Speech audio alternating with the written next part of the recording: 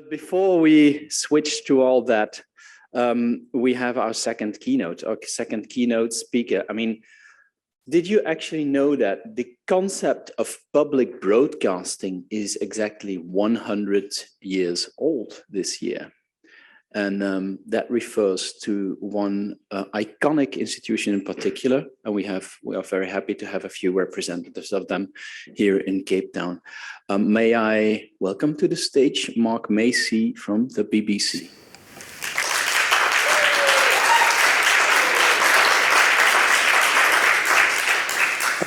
Let's just get my clicker. There we go. Good morning, everybody. Thank you for having me. Some of you may have noticed that I'm not Noreen Adams, Director of BBC Archive Technology and Services, who was originally scheduled to give this keynote speech today. Noreen could no longer make it, and so unfortunately, you have me instead. I'm one of the relatively new lead curators for BBC Archive, and I hope that I will do. Okay. So, this presentation does not attempt to tell the definitive history of the BBC. That could take many years in itself, although maybe not 100. In our centenary year, we have numerous books, articles, and programmes being produced in the UK, which help to tell various aspects of our history. One which we can recommend, should you wish to read it, is David Henley's book, The BBC, A People's History. You may also wish to check out the BBC 100 website, where you can explore a BBC 100 timeline and 100 objects, faces, and voices from the BBC's history. The address is bbc.co.uk/100. Instead, this presentation aims to give an insight into the realities of archiving 100 years of a broadcasting organisation's output. In a whistle-stop tour, I will look to cover the evolution of this amazing archive. It inevitably does become the mirror of the BBC through the years, as well as being the repositories of the United Kingdom's stories and memories. So I will look to give a brief summary of the past, present, and future challenges, including how we stored the archive across many locations and many collections, how we catalogue the archive from index cards to cloud hosting and everything in between, technical challenges we face as we develop the archive of the future, obsolescence management, the unexpected treasures held in the archives, including our archivist selections, the highlights and some lowlights from one of the world's largest media archives, and to end, some learnings from BBC 100, which may be useful if your organisation is looking to celebrate a forthcoming anniversary. Oh, wrong green. This is one of the marketing promotion videos being played out this year across our channels as we celebrate the BBC's anniversary. It was entirely sourced from the archives, and it shows how we can use our technology and digitized content, supported by the ability to search the archive for certain phrases and characters using new technologies. I hope it gives you a sense of the types of content we have archived over the years.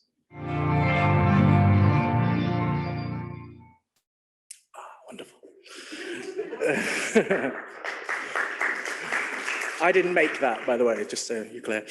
So now, let me take you back, way, way back. It feels like I need one of those sound effects. The BBC began in 1922 in London. 10 years later, in 1932, having outgrown the premises in Savoy Hill, the BBC moved into our purpose-built broadcasting building known as Broadcasting House in W1A in central London. However, the corporation was already representative of the whole United Kingdom, with bases in Aberdeen and Glasgow in Scotland, Cardiff in Wales, Belfast in Northern Ireland, Newcastle in the north of England, and Bournemouth in the south of England. So a series of federated archives grew in those locations as well. The early archives and libraries consisted of reference libraries and recorded music libraries, including song sheets and classical musical scores. Broadcasting House has very much been the home of BBC Radio over the years. As it says on the slide, W1A has such a well-known postcode in the UK that it was the title of a spoof mockumentary series broadcast on BBC Two in 2014. It's very funny, but a bit too close to the truth. Broadcasting House was bombed in World War II. We have clips in the archive of a continuity announcer reading the news and pausing as the building is rocked by the bombs falling and then continuing to read the news. Rather than play the clip, as the presentation is about our archives, this picture shows the slide of the building that was damaged. This is where our music library was based, and to this day, we still have bomb-damaged musical scores in the archive collection. This wonderful photo shows the cleanup as the music librarians start to repair the damage to the collection. The fact that we have a photo of this also gives an insight into the psyche of our organisation, which has been committed to archiving extensively all aspects of what the BBC does and produces. As well as the other buildings in London and across the UK, in West London, Television Centre became the home of BBC Television from 1960. Over the years, it has also become the home of some of our libraries, from the News Information Service and reference libraries to our music library, news library, and videotape libraries. The archive collections have moved many times over the years as the BBC's property portfolio has grown and shrunk across London and the UK. The bulk of the television, radio, photographs, and music collections are now located at the Archive Centre in Perivale in northwest London. Our archive is now in many locations across the UK, with large collections in Northern Ireland, Scotland, Wales, and across England, as well as a number of locations in London. Some of our holdings have also over the years been deposited with independent local regional archives, as well as universities and libraries across the UK. These partnerships help us to broaden our access to these materials for anybody interested in watching, listening, and reading more. In summary, we have a lot of stuff in a lot of places. Right, onto the collections. Our library and archive collections have grown over the years with approximately 16.5 million assets being held in the archive today. Wow. The BBC Archive collection is as varied as you would expect from an organisation chronicling and creating stories and news over 100 years. And it all started with radio. The first and one of the largest of our content collections is the radio archive. From the early days of broadcasting with little or no recording, the collection of radio content started to grow at pace throughout the 1930s and the 1940s.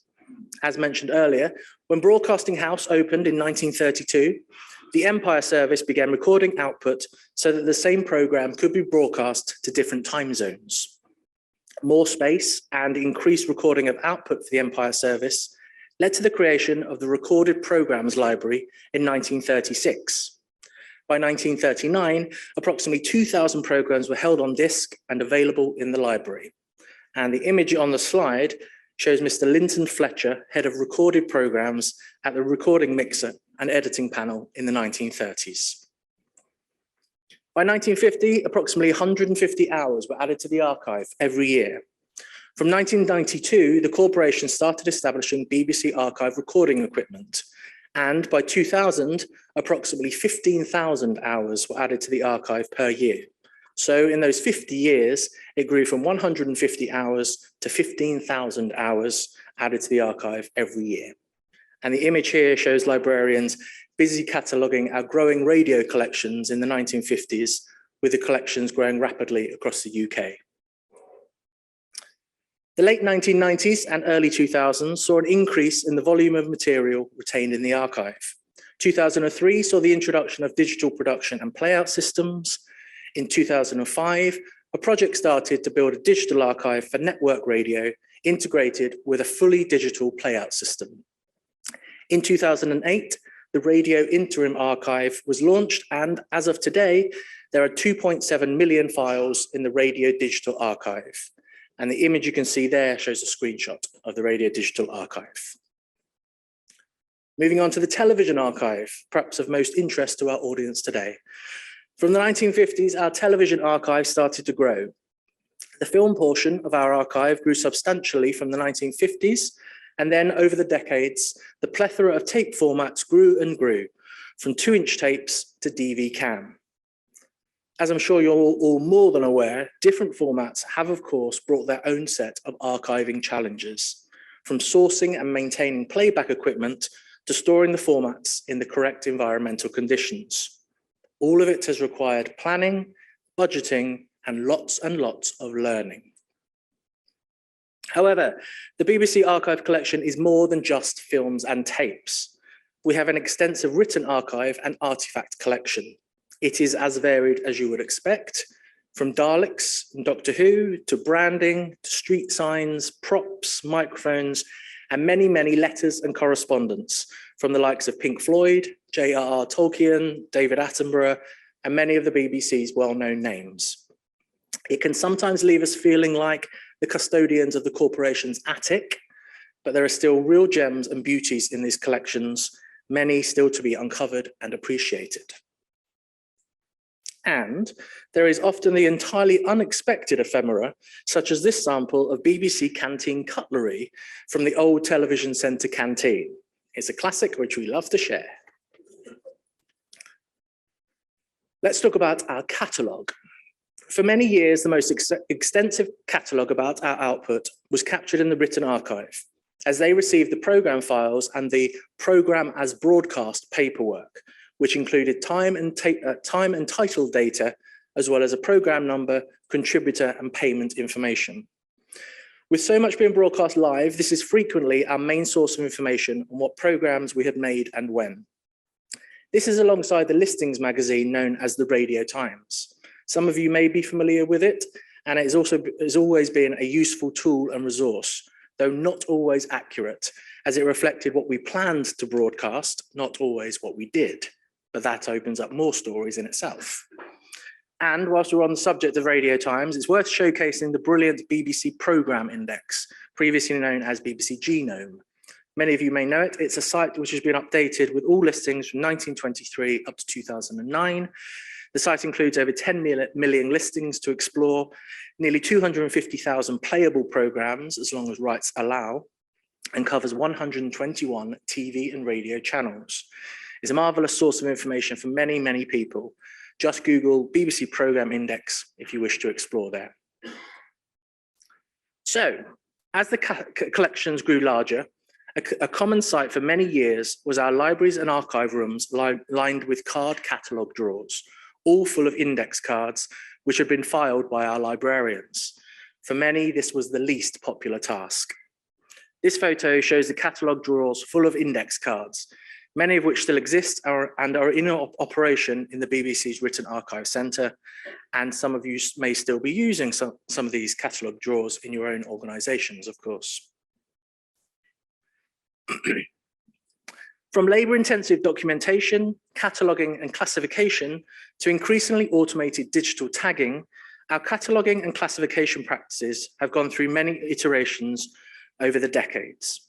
With so much of our content now fully digitally available, the requirements and approaches to catalogue management is going through a new evolution as we increasingly automate and link our data from our publication chains to create our catalogue records. As we go back and surface more of our archive, we find ourselves challenged by some of the catalogue descriptions as much as we are by some of the content, as they are often reflective of the attitudes of the past. We are not in the archive rewriting, censoring, or expunging history and the past. We are respecting the language and history of the time. We are increasingly having to become explainers of the context that catalogue data was created in. We are maintaining an archive that allows people who are interested in the content to come and put new lenses on it.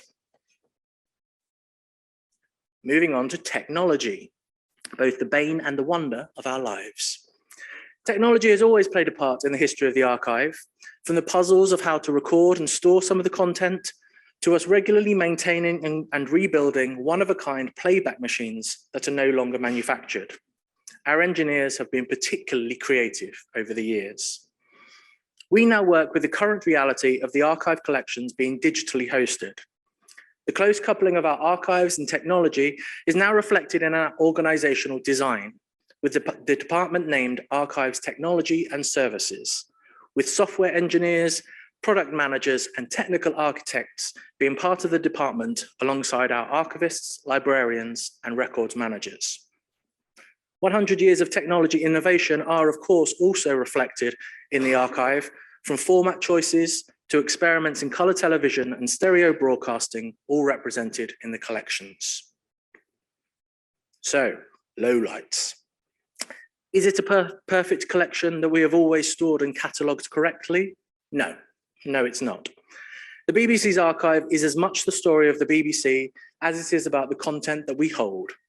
You can track the social attitudes, the budgetary challenges, and often our government's view on the BBC throughout the archive, from the material that was poorly stored as a new building was not affordable, to material that contains legal or editorial restrictions and can never be broadcast again, to the gaps in our collection, when tape formats were costly and experimental, so content was recorded over.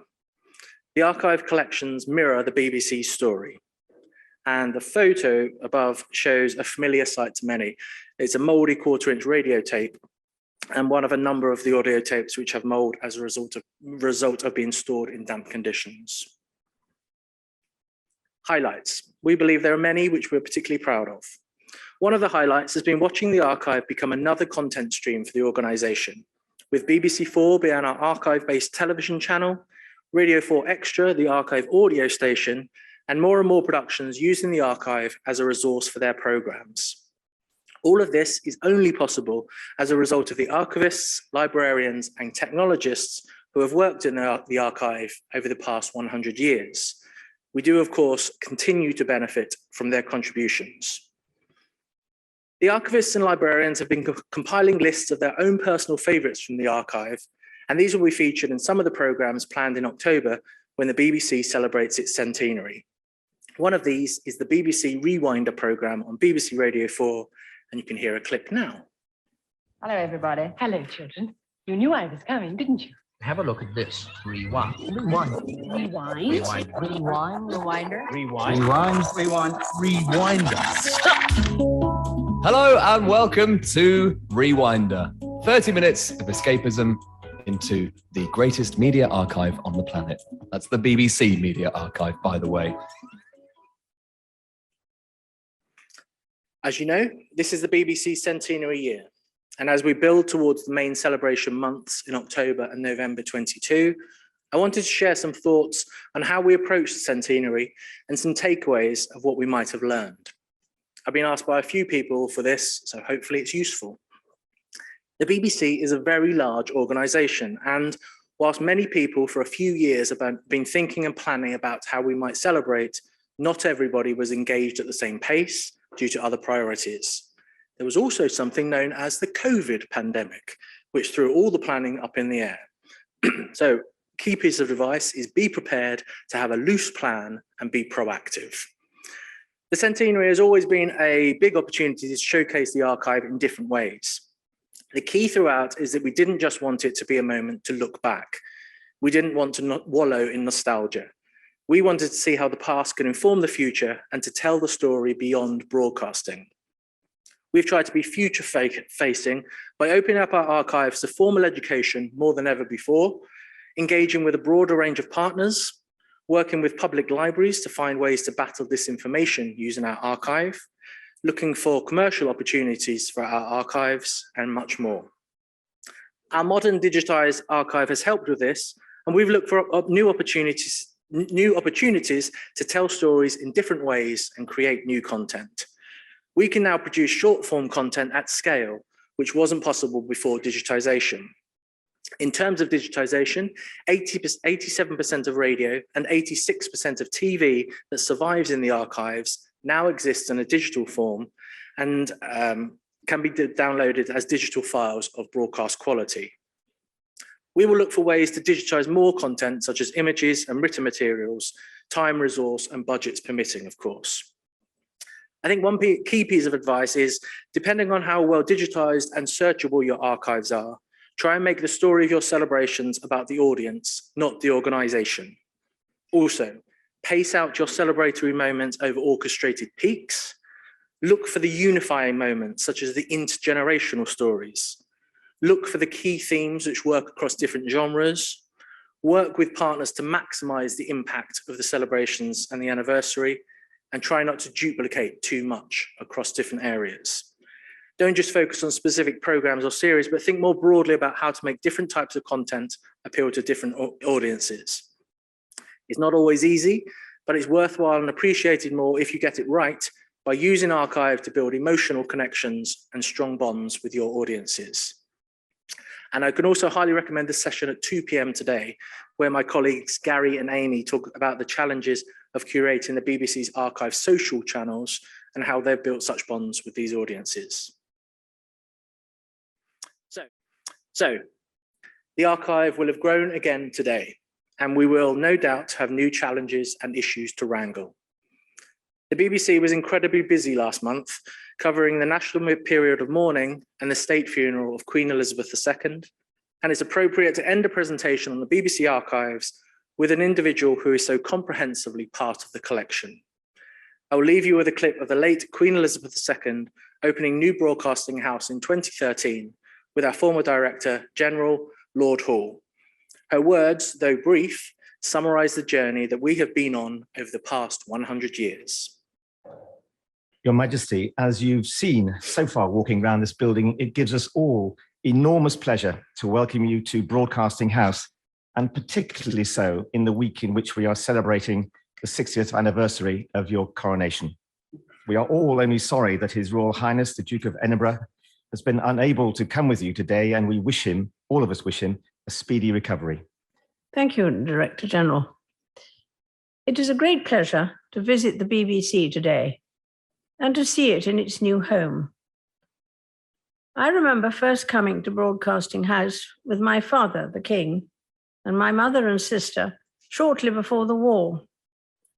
I came again with the Duke of Edinburgh just before the coronation in 1953. I was struck then, as I am now, by the sheer pace of change which has transformed your industry over the past 60 years. Years during which broadcasting has enriched our lives in so many ways.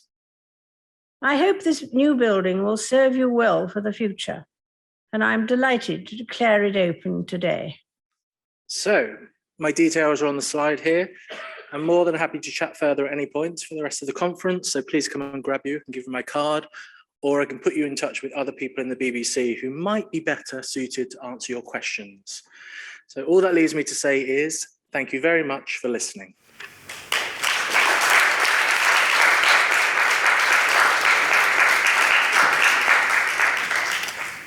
Thank you, Mark. I think it was a presentation that left us with awes and ahs.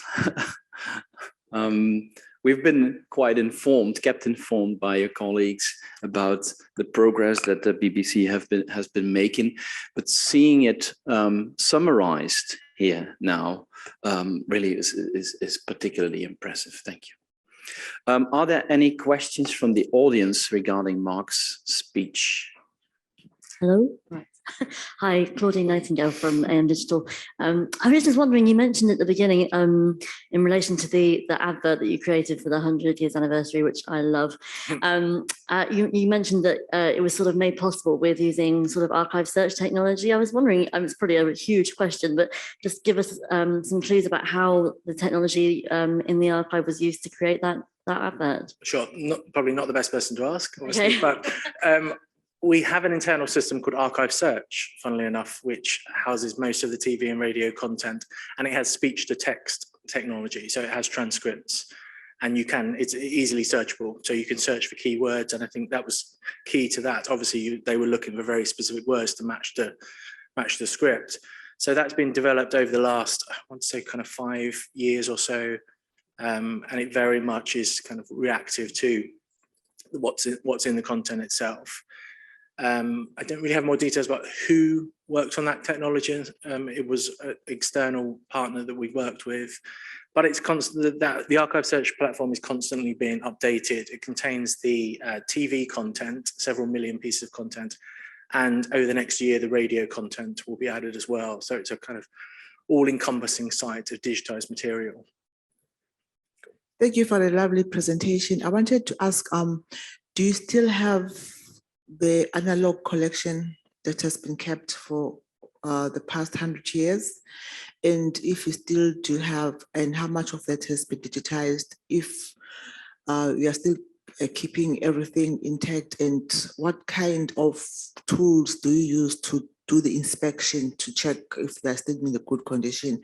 I'm asking this in the back of my mind. I'm referring to tool that you designed somewhere around 2008 that you recommended that institutions must use to do the inspection of their collections to check the risks and other damages on those collections, the analog collection. Thank you. Okay, so I'll start with the first point, which was, do we still keep them? Yes, we still keep the tapes in our archives centre. We are unfortunately having to move out of that centre in West London because the lease on the building has been is not being renewed by the landlord. So we're moving everything into commercial storage, and we have to keep it as part of our charter obligation to store the archive and have something to go back to should the digital material not be available at any point. In terms of digitalization, I think I mentioned there was about 86% of the content, TV and radio content is digitized at the moment. So they're healthy numbers of content that's been digitized so far. And I forgot the last part of your question. It was about which tools? Remember, you recommended it's called FIAT, the field audiovisual inspection tool. I think that was related to the radio digital archive, was it? It was a digital playout system for the radio material I was referring to, I think, in 2008, unless I've misremembered, did I? Anyway, it was in relation to when you have the analog collection, how can you assist the archivist to do the inspection of the collection? So I think I know which tool you refer to. You're referring to the FIAT tool, and that was developed not by the BBC but by Indiana University. So you'll have to check with them. So FIAT, the field asset assessment tool for collections. I was just wondering about your record collection, because in DR we have a record collection, and it was changed into tapes in the 50s and then digitized from the tapes. Mm-hmm. And the problem is that they didn't do it that well in the 50s. And now we are looking at, digitized files with records not, they are not edited so that it is the real broadcast anymore. Sure. Do you have the whole broadcast, or how did you do to digitize the records? As in the musical records? No, I'm thinking about the programs from the 30s and 40s before you used tapes. Oh, so the variety of formats as well. So as I say, a large majority of that has been done. It was mass digitization programs we put out both externally and in-house as well. So we have kind of the right machines, the right tools to play that content and to digitize it as well. So you did it from the records and not from later tape conversions? We made the original digitized versions from those records, and we may well have made subsequent versions from the digitized versions as well. So I think we have a kind of mixture of both. Okay, thanks. Cool. Good day. I'm trying to understand, you mentioned that your legacy material that you have digitized as well, you have still kept it, right? Yeah. Now I'm kind of like thinking, if you have kept the legacy material and you still have the digitized material as well, is it not affecting your storage capacity? And from my opinion, how I would think that if the material is already digitized, I would keep. How would you decide whether some of the material, you keep everything, or do you keep the most important legacy material? So when I say everything, I don't think we wouldn't keep everything where the format has degraded over time. That naturally kind of obsolescence kicks in for those materials. So we have a kind of disposals group who assess whether material should be disposed of and whether we are confident we have enough digitized versions of the collection. But like I say, we do have this charter obligation, which means we have to keep everything. And reputationally in the past, as I mentioned, we did have to tape over content and so we don't have copies of many materials. So we're mindful of the fact that we should keep as much of the original material as we can. So with the move out of the archive building in West London, we have been going through a process of disposing of it and making selections against the digitized material. So content is being disposed of, but like I say, we have to keep the original materials as much as possible. Okay, thank you. I was wondering, are all BBC archives, I mean, related to what we are in Africa, related to the Commonwealth countries, centralized in the UK, or do you keep archives around the world in the BBC regional centers? Yeah, so they are kept, as I mentioned, in many different locations. So what's generated in the country themselves stays within the archives of that country. There may be instances, I guess, where we might take in content into the centralized archive, but as a general rule, it's kept by the local archive. I have another question for you, Mark, regarding your role as your title is curator. And we saw a very nice example of a clip that was, if I understood you correctly, composed largely thanks to the use of speech to text. Yeah.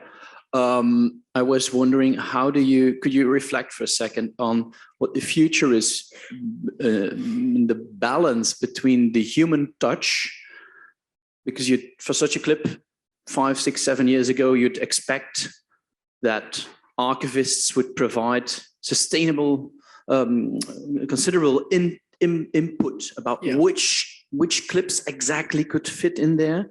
So what's the future about that balance between the human touch and technology in making this kind of highly qualitative kind of content? I think we all know that the knowledge, expertise from the archivists and librarians built over the years is second to none for all of our organizations. So I don't think we'd ever get rid of that knowledge that the people have built up over those years. We are facing a challenging few years coming up. As I'm sure you're aware, we have funding challenges, and we are going to have to look to be a kind of smaller, simpler BBC as a result over the next few years. So I think that will mean a greater reliance on the technology, to be honest, I think, and being able to search the archive and make it more available and understood by program makers and other people around the BBC who don't have that archive knowledge. So I think there's a level of training that we have to impart from the archives to the rest of the BBC to bring them up to speed.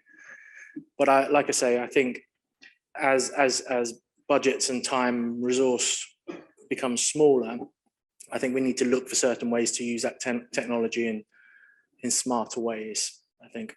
Just wanted to check, I mean, what kind of your assets that you have, the content that you have, is this the digitization, preservation, that activities that you're going through? I'm really sorry, I can't hear you very well. No, the preservation activities that you're going through in BBC, is it more from a preservation point of view for future, for people to access it, from an educational point of view, or for the next generation to understand their culture, heritage, etc.?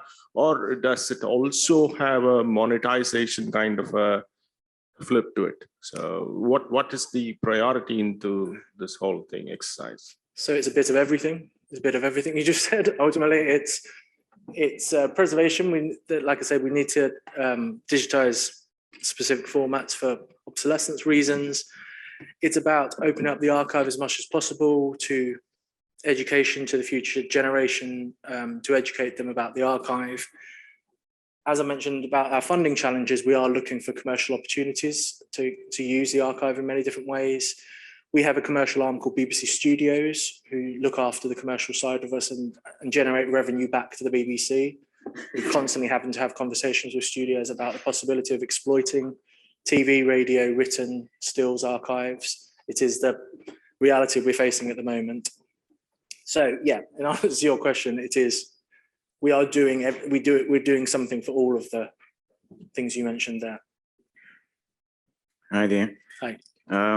So I just wanted to find out about your digitization and your file formats, and what file formats are they stored in, and yeah, across your platform basically. Could we take that offline?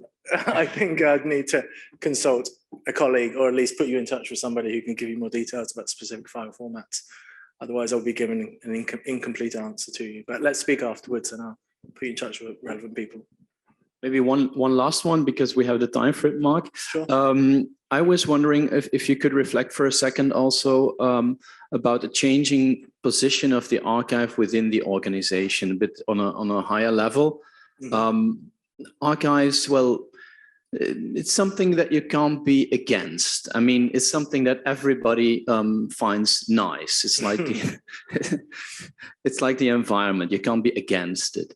But I was wondering, that doesn't mean that the archive is always prominent or let's say top of mind. Sure. With the management. Could you reflect for a second if that reputation maybe of the archive within the organization BBC has evolved throughout, let's say, the last 10 years maybe? I'd say it has evolved, but probably not enough. I don't think it's top of people's lists from program makers who think about the archive. It's not that they think about generating new content without necessarily knowing much about the archive. I think the BBC understand the importance and the value of the archive and the kind of breadth and what it says about our social history more broadly. We struggle to appeal to younger audiences, and I'm not sure that archive helps with that. But no, there have been changes, certainly over the last few years, in that people within the BBC have started to, with our help, without educating people on the new systems, have started to see what the value is of the content. But again, people internally don't see, they see archive as the black and white stuff in the TV world. They don't see archive as stuff from 10 years ago. You know, that's so. It's about changing the mindset mainly of that word as much as anything else, and that can be a struggle. But yeah, no, it's a constant battle, if you like, to get people to understand the importance of it, not just internally, but for the government to understand what an important, valuable asset it is. As we know, it's incredibly hard to clear rights. It's costly, so there is a balance in: do you create content for the similar budget you would have to create clearing archive content? So it's until we challenge that copyright and the figures that are attached to the clearance of that copyright, I don't think we'll massively increase the amount of content used by program makers. But we're getting there, I would say. We're making steps to get there. Thank you. Thank you so much. I'm looking around in the room once again. If not, then I would like to thank once again Mark Macey from the BBC. Give him a round of applause.